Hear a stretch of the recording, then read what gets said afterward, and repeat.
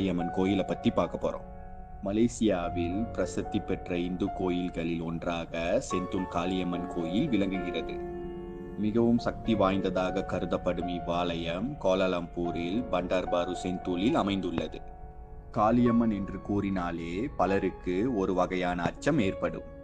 ஆனால் செந்தூல் காளியின் சிலையை பார்த்தால் பயத்தையும் தாண்டி ஒரு வகையான அன்பு பக்தர்களிடையே ஏற்படுமா. காளியம்மன் ரூபத்திலேயே இந்த செந்தூல் காளியம்மன் பக்தர்களுக்கு காட்சி தருகிறார்.